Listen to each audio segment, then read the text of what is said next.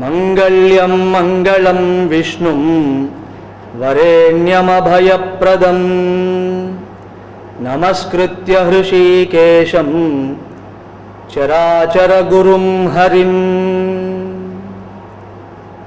మహర్షేః పూజితస్యేహ సర్వలోకైర్మహాత్మనః ప్రవక్ష్యామి మతం పుణ్యం వ్యాసస్యాద్భుతకర్మణః. మహత్వాద్ భారవత్వాచ్చ మహాభారతముచ్యతే.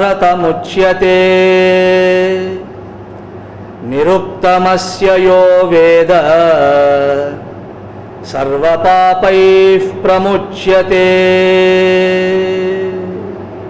ద్రోణాచార్యుల వారి జీవితాన్ని, అలాగే వారి జీవితంలో సంప్రాప్తమైనటువంటి వివశతను దర్శనం చేశాం. ద్రోణాచార్యులు హస్తినాపురమునకు కానీ మరొక పురమునకు కానీ రావాలని ఏ రోజు అనుకోలేదు.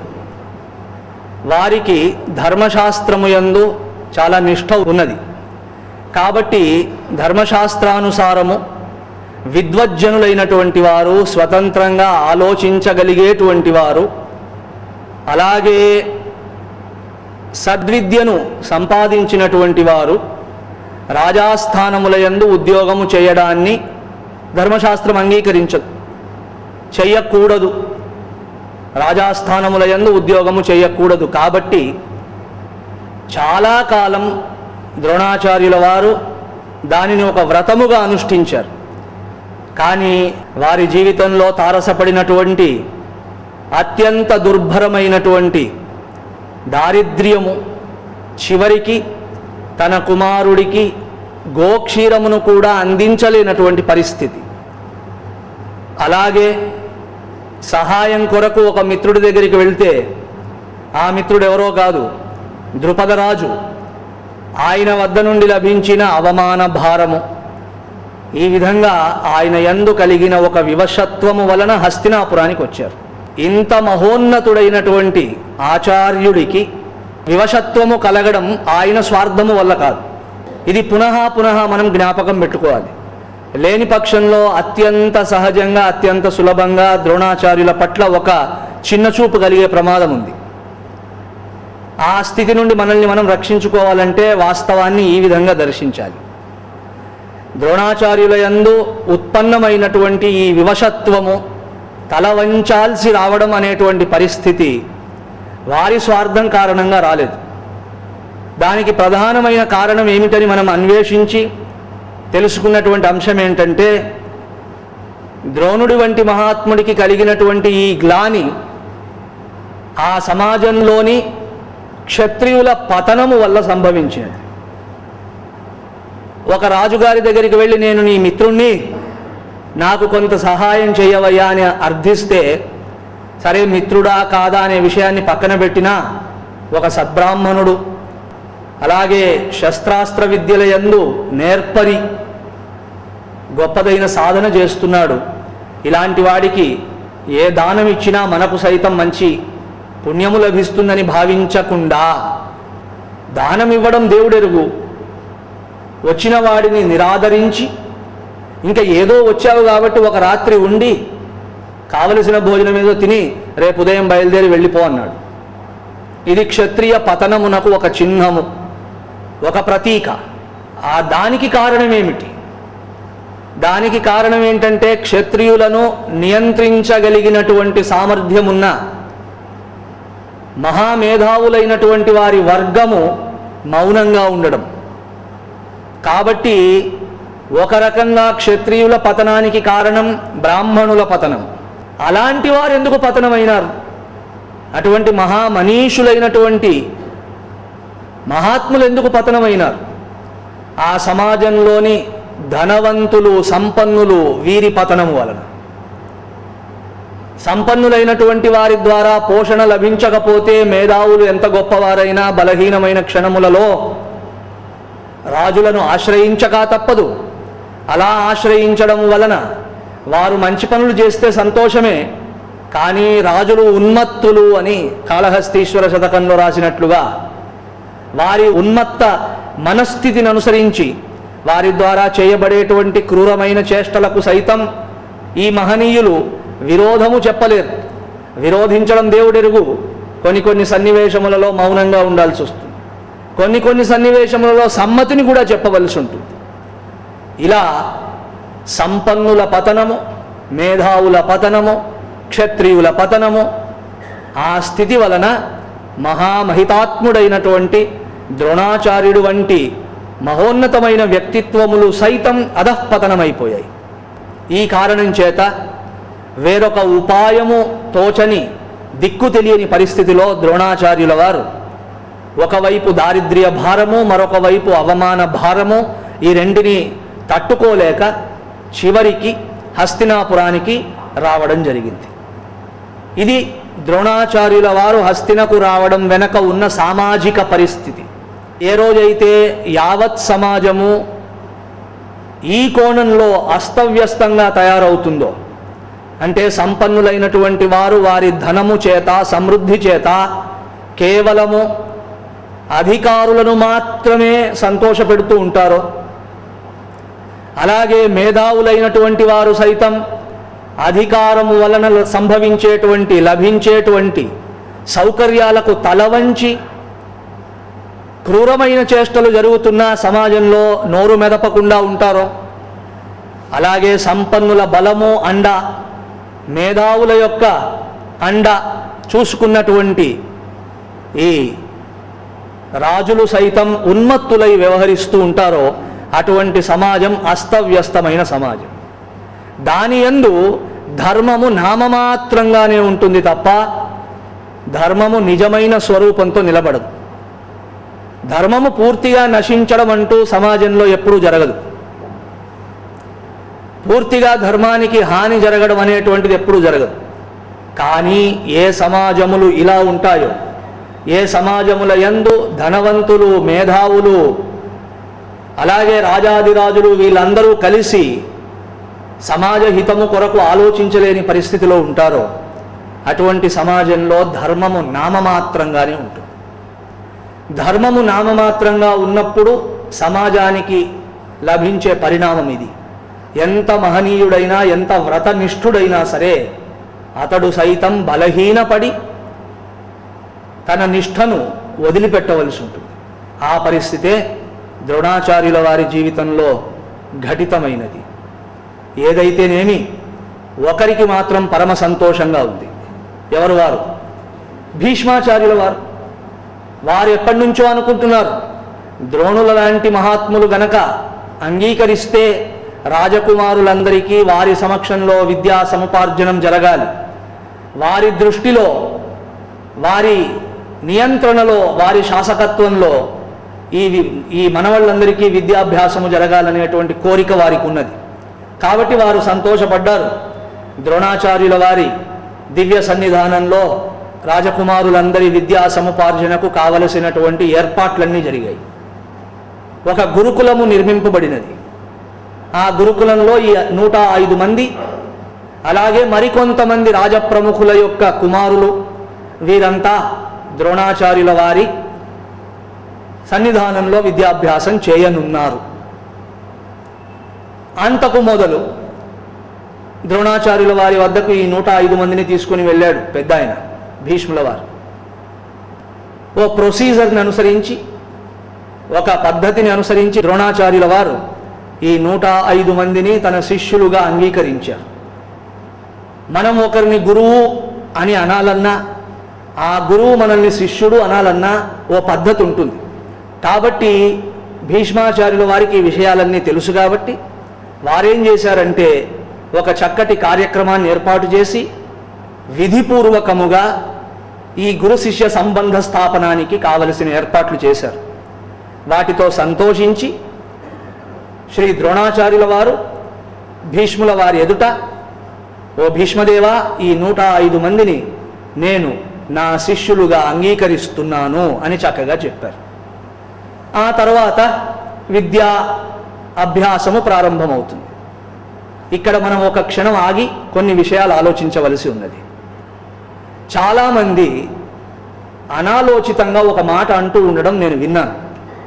ఆ మాట ఏంటంటే, శ్రీ ద్రోణాచార్యుల వారికి అర్జునుడంటే పక్షపాతము, అర్జునుడి విషయంలో ఆయనకు పక్షపాత బుద్ధి ఉన్నది. పక్షపాతం గనక ఒకడికి ఉంటే అతడు మహనీయమైన ఆచార్యుడు కాలేడు. పక్షపాత బుద్ధి అనేటువంటిది సాధారణమైన ప్రాకృతమైన మనుష్యుల యొక్క మనస్సులకు ఉండవచ్చునేమో కానీ ఇటువంటి మహనీయులకు ఉండడానికి వీల్లేదు. కానీ చాలామంది అలా అంటారు. ద్రోణాచార్యుల వారి పక్షపాత వైఖరి మామూలుది కాదు, అర్జునుడి పట్ల ఆ పక్షపాత బుద్ధి వారికి ఉన్నది కాబట్టే మిగతా వాళ్లను పైకి రానివ్వలేదు అనే మాట నేను చాలామంది దగ్గర విన్నాను. భారతీయ విద్యలన్నీ కూడా ఉపాసనా సంబంధములై ఉన్నాయి. ఆ ఉపాసన లేకపోతే మీకు ఈ విద్యలలోని ఏ అంశము స్పష్టంగా తెలియదు. అది ఎంత సాధారణమైన అంశం అయి ఉండవచ్చు గాక, దాని యొక్క లోతుపాతులను, గాంభీర్యమును, విస్తారమును దర్శించాలంటే అనివార్యంగా ఉపాసనా ప్రధానమైన అధ్యయనము జరగాలి.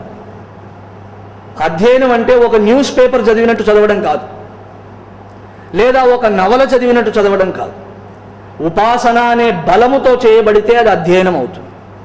అలాంటి బలము ద్వారానే భారతీయ విద్యల యొక్క నిజమైన స్వరూపాన్ని తెలుసుకునే వీలుంటుందే తప్ప ఊరికే పైన దీన్ని స్పృశిస్తే అలాంటి వీలు ఉండదు, అలాంటి ఆస్కారము కూడా లేదు.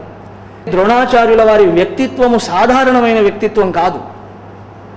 ఎవరైతే ఆకలితో అలమటిస్తూ విద్యను రక్షించారో అలాంటి వారిని తక్కువ చేసి మాట్లాడడం ఎంత తప్పు. కానీ వీళ్ళు అలా అంటారు, ఈ సోకాల్డ్ ఇంటలెక్చువల్ పీపుల్. ద్రోణాచార్యుల వ్యక్తిత్వం ఏమి గొప్పది కాదు, ఆయనకు అర్జునుడి యందు పక్షపాత బుద్ధి ఉన్నవాడై మిగతా వాళ్లను పైకి రానివ్వలేదు అన్నారు. ఇది దారుణం. కాబట్టి మొదలు ఆ విషయాన్ని కొద్దిగా మనం చూడాల్సి ఉంటుంది. అర్జునుడి విషయంలో ద్రోణుల వారికి పక్షపాతం ఉందా లేదా? చర్మచక్షువులతో చూసినప్పుడు ఖచ్చితంగా ద్రోణాచార్యుల వారికి అర్జునుడి యందు కొంత విశేషమైన ప్రేమ ఉంది.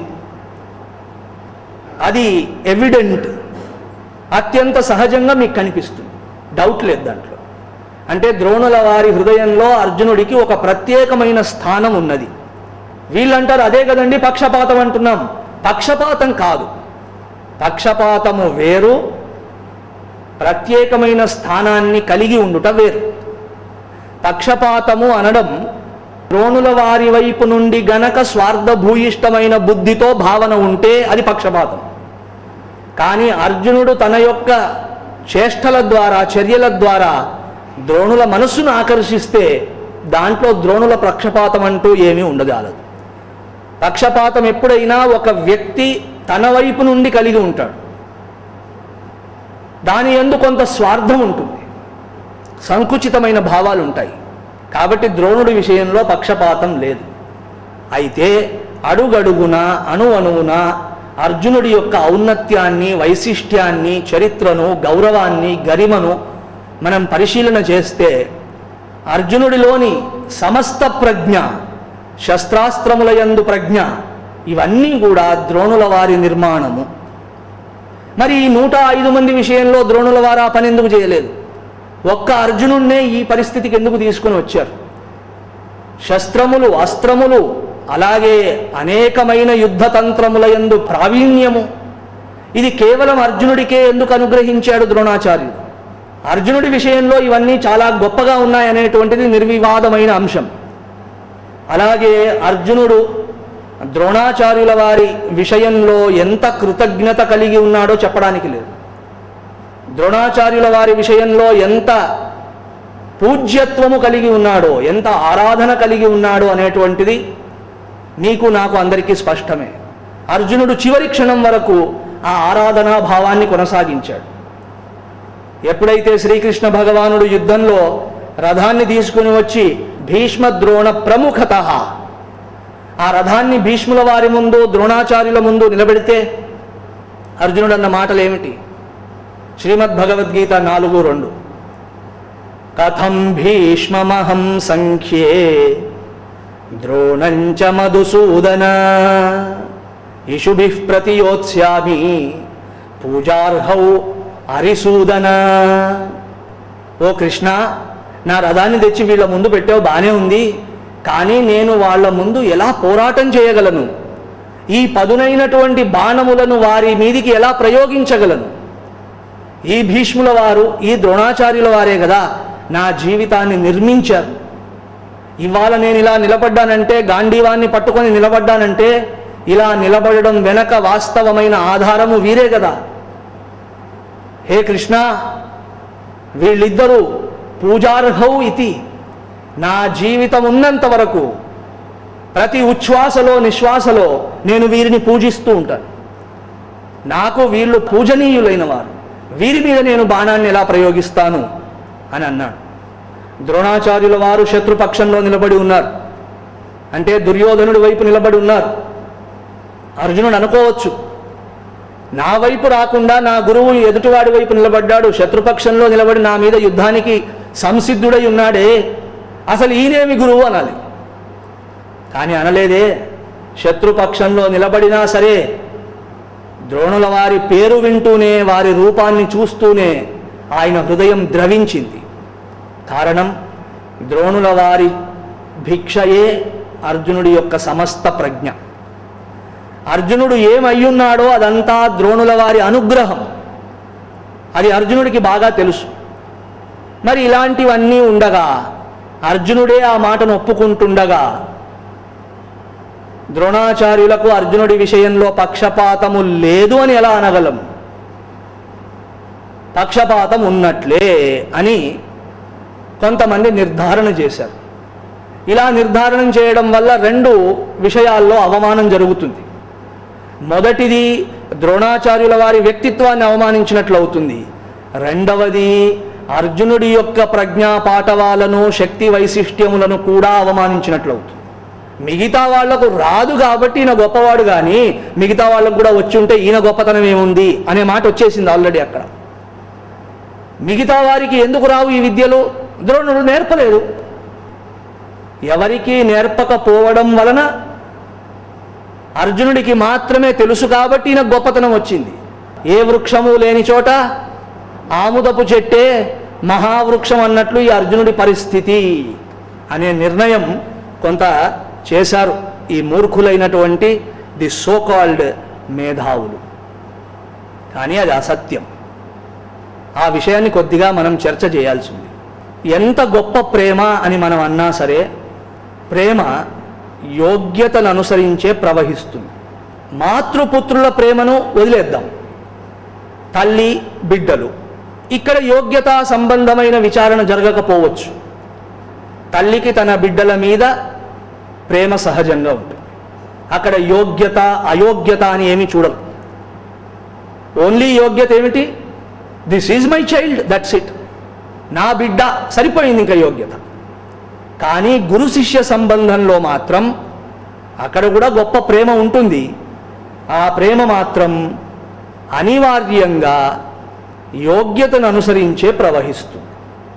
అంటే యోగ్యుడైనటువంటి శిష్యుడి విషయంలో గురువు గారి యొక్క కృపాదృష్టి సహజంగా ప్రవహిస్తుంది. ఆ యోగ్యత ఎవరికి లేదో అటువైపు ఆ ప్రవాహము అంతగా ఉండకపోవచ్చు. గురువు దృష్టిలో శిష్యులంతా ఒకటే అయినప్పటికీ శిష్యుల యొక్క యోగ్యత అయోగ్యతలు పరిగణింపబడతాయి. విద్యాక్షేత్రంలో ఇది అనివార్యంగా జరిగే అంశం. ఈ విధంగా గనక మనం జాగ్రత్తగా చూస్తే అర్జునుడి యొక్క యోగ్యత అలా ఉన్నది. అంతేగాని యోగ్యత లేనటువంటి ఒక వ్యక్తిని పట్టుకొని స్వార్థపూరితమైన ఆలోచనలు చేసి మరొకరికి విద్య నేర్పకుండా ఈ అయోగ్యుడికి ఏదో కొంత విద్యను నేర్పి ఆ విద్య ఇతరులకు రాదు కాబట్టి ఇతడు గొప్పవాడని ద్రోణాచార్యుల వారు డిక్లేర్ చేయలేదు. అర్జునుడి యొక్క యోగ్యత ఆ స్థాయిలో ఉంది.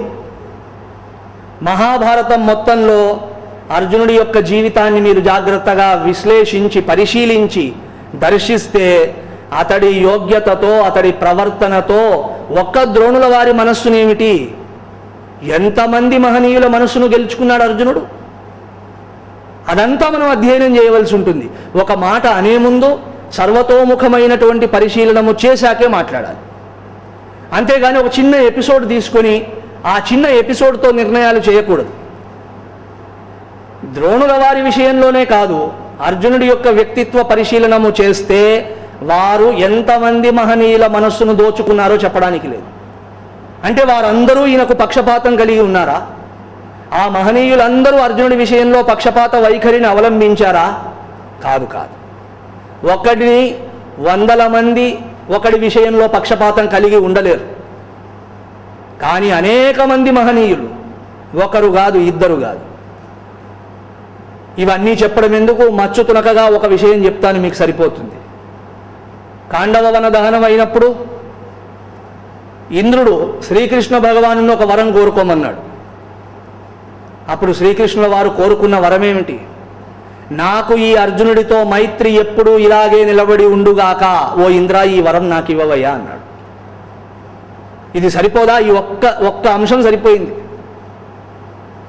సో అర్జునుడి యొక్క వ్యక్తిత్వము, దానిలోని యోగ్యత అంత గొప్పవి. ఎంతటి వారి మనస్సునైనా ఆకర్షింపజేసుకునేటువంటి గొప్పతనం వారికి ఉన్నది. అర్జునుడి జీవితాన్ని మీరు కొద్దిగా దర్శించి పరిశీలించి అనుసరించగలిగితే శ్రీకృష్ణ భగవానుడు చేసిన ప్రబోధములన్నింటినీ అనుసరించినట్లే అవుతుంది. శ్రీకృష్ణ భగవానుడు చేసిన ఉపదేశమంతా కూడా అర్జునుడి జీవితంలో ఉంది. అర్జునుడి జీవితం వేరు, శ్రీకృష్ణ భగవానుడి ప్రబోధము వేరు కాదు. విద్యా సముపార్జనం అని శిష్యులంతా వచ్చారు. విద్యా ప్రబోధము అని ద్రోణాచార్యుల వారు కూడా వచ్చి కూర్చున్నారు. ఇక విద్య ప్రారంభం అవ్వాలి. అంతకుముందు ద్రోణాచార్యుల వారు మొదటి రోజే, విద్యను ప్రారంభించే రోజే మొదటి క్షణంలోనే ఒక మాట అన్నారు. ఏమన్నారు? ప్రతిగృహ్య చ తాన్ సర్వాన్ ద్రోణో వచనమబ్రవీత్ రహస్యేకః ప్రతీతాత్మా కృతోపసదనాంస్తదా. ద్రోణాచార్యుల వారు అందరినీ కూర్చోబెట్టుకొని ఒక్కొక్కరితో ప్రత్యేకంగా మళ్ళా కొన్ని విషయాలు చెప్పి ఇలా అన్నారు. నాయనలారా, నా విద్య ఏమిటో మీరు చూశారు. అటువంటి విద్య పట్ల విస్మయమును కూడా వ్యక్తపరిచారు. మీ బంతి బావిలో పడితే గడ్డి పరకలను వేసి ఆ బంతిని బయటకు తీసిచ్చాను. అలాగే ఒక ఉంగరాన్ని బాణంతో కొట్టి పైకి తెచ్చాను. ఇలా నా విద్య యొక్క స్వరూపం ఏమిటి, దాని గొప్పతనం ఏమిటి మీరు చూసి ఉన్నారు. ఇదంతా ధనుర్వేదంలో భాగమని చెప్పాను. ఇవాళ మీ ముందు నిలబడి నేను మాటిస్తున్నాను, మిమ్మల్ని కూడా నాలాంటి వాడిగా తయారు చేస్తాను. కానీ నాకు ఒక కండిషన్ ఉంది, దాన్ని ఎవరు ఫుల్ఫిల్ చేస్తే వాళ్ళకి ఇది లభిస్తుంది. కార్యం మే కాంక్షితం కించిత్ హృది సంపరివర్తతే కృతాస్త్రైస్తత్ ప్రదేయం మే తదేతత్ వదతా అనఘాః. నా మనస్సులో ఒక ఆలోచన ఉన్నది, ఒక కార్యమును నేను సంకల్పించి ఉన్నాను. ఆ కార్యమును ఎవరు నెరవేరుస్తానని మాటిస్తే నాకు ఇప్పుడు నెరవేర్చక్కర్లేదు, విద్య నేర్పిన తరువాత ఎవరైతే అటువంటి కార్యనిర్వహణము ద్వారా గురుదక్షిణం నాకు ఇస్తారో వారికి నేను సకల దివ్యాస్త్రములను అనుగ్రహిస్తాను. మిగతా విద్య అంటారా, అందరికీ ఇస్తాను. కానీ నా దగ్గర అత్యంత విశేషముగా సంపాదింపబడి రక్షింపబడుతున్నటువంటి అస్త్ర సంపద ఉన్నది, దానిని అలాంటి వాడికి ఇస్తాను. ఈ మాట అనంగానే అందరూ మౌనంగా కూర్చున్నారు. వైశంపాయనుల వారు దాన్ని తెలియజేస్తూ వైశంపాయన ఉవాచ తచ్ఛ్రుత్వా కౌరవేయాస్తే తూష్ణీమాసన్ విశాంపతే అర్జునస్తు తతః సర్వం ప్రతిజజ్ఞే పరంతప. ఎప్పుడైతే ద్రోణాచార్యుల వారు ఇలా ఓపెన్ డిక్లరేషన్ చేశారో దుర్యోధనాదులందరూ మౌనం వహించి కూర్చున్నారు. ఏమడుగుతాడో ఏమో, మళ్ళా విద్య అంతా నేర్చుకున్నాక మనం ఇవాళ గనక మాటిస్తే మనం ఇవ్వలేని దక్షిణ ఏదైనా అడిగితే ఈ రాజ్యమే రాసివ్వండి అంటే ఎందుకు వచ్చిన గొడవ అని అందరూ మౌనంగా ఉన్నారు. ఎందుకంటే కార్యం ఏంటో చెప్పట్లేదు ఆయన. మిగతా వాళ్ళందరూ మౌనంగా ఉంటే ఒక పిల్లవాడు మాత్రం నిస్సంకోచంగా ముందుకొచ్చి చేతులు కట్టుకొని నిలబడ్డాడు. ఓ ఆచార్య, నా పేరు అర్జునుడు, నేను పాండవ మధ్యముణ్ణి, పాండురాజు గారి కుమారుల్లో మధ్యముణ్ణి. నేను సంకల్పించి మాటిస్తున్నాను మీకు, మీ కార్యం ఏదైనా అయి ఉండవచ్చుగాక, మీ కోరిక ఏదైనా అయి ఉండవచ్చుగాక, నేను మాటిస్తున్నాను, దానిని మీకు గురుదక్షిణగా సమర్పిస్తాను. నాకు విద్య నేర్పండి, నన్ను విద్యావంతుడిని చెయ్యండి అని ప్రత్యేకంగా ఎటువంటి రెండవ ఆలోచన లేకుండా ముందుకొచ్చి అడిగాడు. మీరు జాగ్రత్తగా చూడాలి. ఇప్పుడు ఆప్షన్ అందరికీ ఉంది, 105 మందికి ఆప్షన్ ఉంది, కానీ ఒక్కడు ముందుకొచ్చాడు. మరి అలా అందరూ మౌనంగా 104 మౌనంగా ఉన్నప్పుడు ఒక పిల్లవాడు సందిగ్ధంలో పడకుండా, మా ఆచార్యుడు నా వల్ల కానిది ఎలా అడుగుతాడు, ఆయన అడుగుతాడంటే నా వల్ల అయిందే అడుగుతాడు, అదీ కాక తన కార్యమును సాధించుకునేలా నన్ను తీర్చిదిద్దే అడుగుతాడు అని ఇంత విశ్వాసము ఆచార్యుడి మీద పెట్టి, అటువంటి సంలగ్నతతో అటువంటి శరణాగతితో ముందుకొచ్చి నేను మీకు గురుదక్షిణ మీరు అనుకున్నట్లుగా సమర్పిస్తాను అన్నాడంటే ఆచార్యుడి యొక్క వ్యక్తిత్వము పట్ల ఎంత నమ్మకం ఉండాలి ఇతనికి. బిడ్డ చిన్నవాడే అయి ఉండవచ్చుగాక, కానీ బుద్ధి ఎంత పెద్దదై ఉండాలి. రామచంద్ర స్వామి జీవితంలో కూడా ఇలాంటి ఒక చక్కటి విషయం పెద్దలు చెప్పగా నేను విన్నాను. సముద్రాన్ని దాటి లంకకు వెళ్ళాల్సిన సన్నివేశం. జాంబవంతుడు గారు తమరేమైనా వెళ్తారా అని ఒక నివేదన చేశారు. జాంబవంతుల వారు ఏమన్నారు, నేను వెళ్ళగలను, కానీ ముసలివాణ్ణి, తిరిగి వస్తానో లేదో తెలియదు. సరే ఊరుకోవా, ఇంకా వెళ్ళి రాకపోతే ప్రయోజనం ఏమిటి? ఏమయ్యా నువ్వు వెళ్తావా, నేను 20 యోజనాలు దూకగలను ఒకడంటాడు, నేను 10 యోజనాలని ఒకడంటాడు, ఏవేవో చెప్తున్నారు. చివరికి అక్కడ దూరంగా ఒక ఆయన కూర్చొని ఉన్నాడు, ఆంజనేయుడు. రామచంద్ర స్వామి అడిగారు, ఆంజనేయ నువ్వు వెళ్తావా? వెళ్తాను స్వామి అని లేచి నిలబడ్డారు. జాంబవంతుడు భయపడుతున్నాడు, మిగతా మహావీరులైన వానరులు భయపడుతున్నారు. శతయోజన విస్తీర్ణమైన సముద్రం ఇది, వెళ్ళొస్తానని ధైర్యంగా అంటున్నావు, ఎప్పుడైనా దూకావా ఇలాంటివి? లేదండి, కానీ వెళ్ళొస్తాను. ఏమిటి నీ నమ్మకం? నేను చేయలేని పనిని రాముడు నా నుండి ఎప్పుడూ ఆశించడు. నువ్వు వెళ్తావా అని అడిగాడంటేనే నువ్వు వెళ్ళి రాగలవని ఆయనకు తెలుసు అని. ఇది నా విశ్వాసం. రామచంద్ర స్వామి అలా అడిగారంటేనే నాలో ఆ సామర్థ్యం ఉంటేనే అడుగుతారు, లేకపోతే అడగరు. అర్జునుడి వ్యక్తిత్వం కూడా అలాంటిది.